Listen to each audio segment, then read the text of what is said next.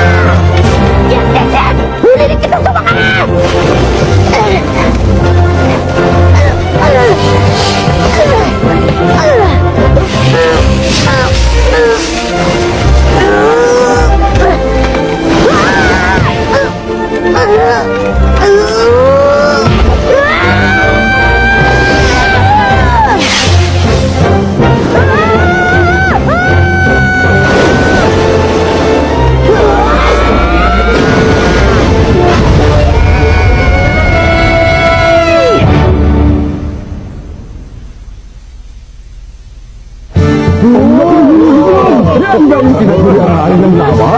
Huwag kung tayo ginaging-ginagita yan Sabi sa inyo tatay ni Gun na nahuli ng dati. Tulong na silang mag-ama. Nahuli na ni Gun. Hindi ako makapaniwalang nahuli niya talaga. Makita mo ba ito, Mito?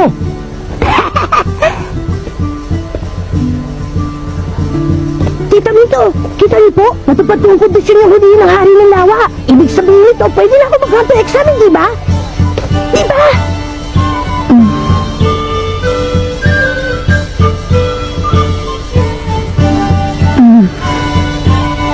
Gagalingan ko po, asahan niyo yun. Magiging hunter din ako, pangako!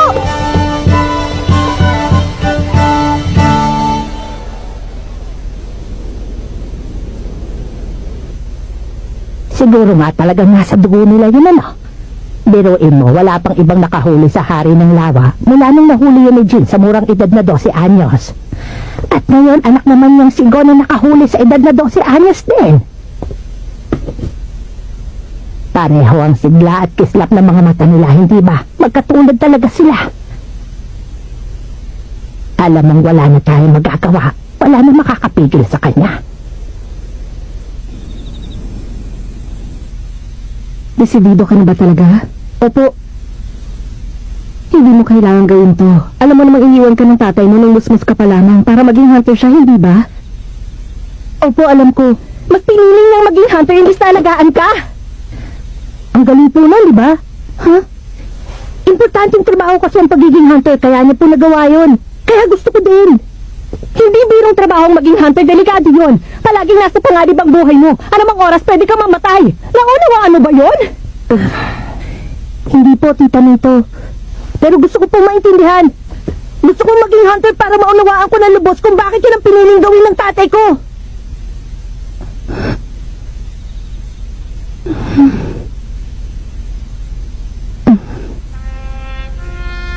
Ay, suko na ako. Mama ka talaga sa kanya.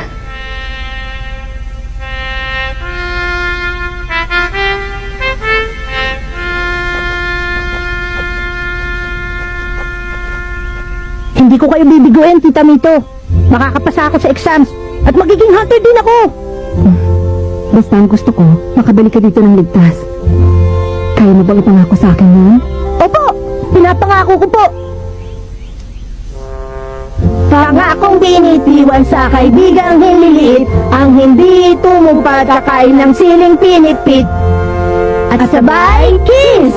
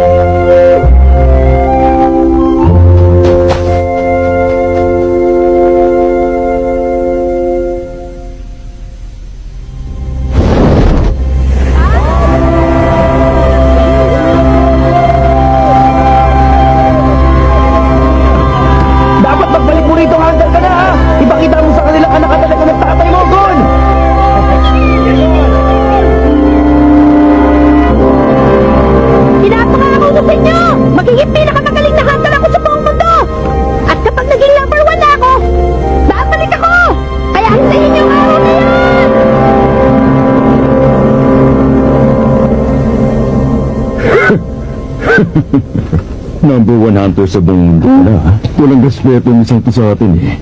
Bawat taon, milyon-milyon mga aplikante mula sa iba't ibang sulok ng mundong sumusubok para makapasa sa hunter exam. Pero mabibilang mo na sa daliri ng kamay mo nakakapasa. Kaya huwag kang baka sisiguro sa mga sinasabi mo, bata.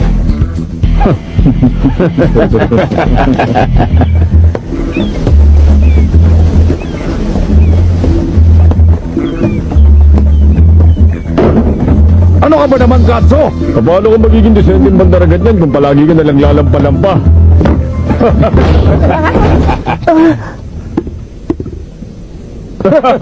Hoy, bawal ang tutulog-tulog sa trabaho. Ano ba tangiingay nyo? Balik mo sa trabaho. Opo. Ikaw, hindi mo ba ako narinig? Huwag kang babagal-bagal, kilos ka. Opo, Kapitan. Sandali lang. Naiwan. Salamat.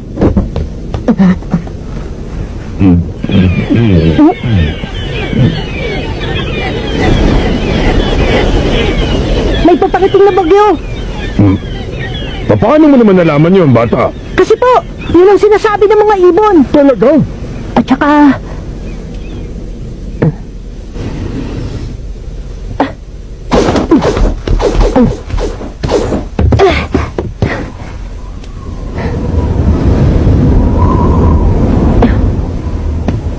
Hindi po basta bagyo, napakalakas na bagyo po! Oo. Maniwala po kayo! Parating na, naamoy ko po sa hangin! Ang batang to.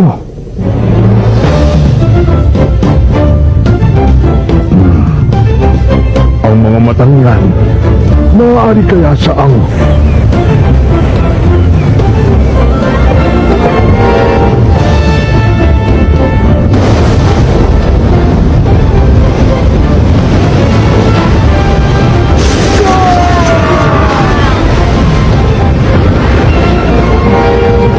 Kapitan! Hindi na ba matataglan naman still natin ang hangin? Kailangan ibaba na ang mga layas! Huwag niyong ibaba pa! Nagsisimula pa lang gumanda at takbo ng biyahe natin eh!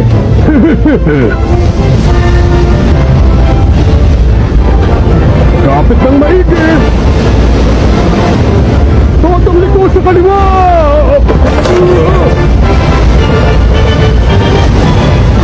Lipat na!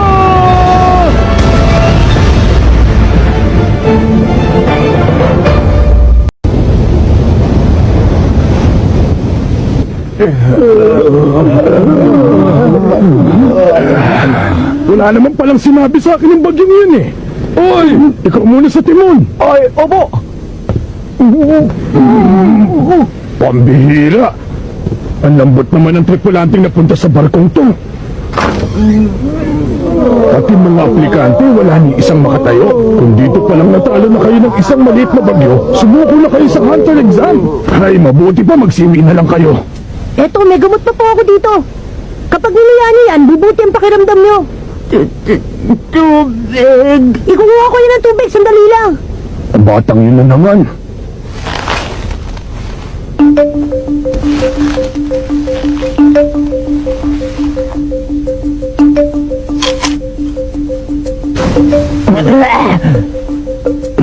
Ang asim naman sanas na to. Aba, mukhang may iilan din palang tigasin na naligaw dito sa barkong to ngayon, ha? Pakikalaan po. Eto na yung tubig. Maraming salamat. Ayan, sige. Inumin nyo na to.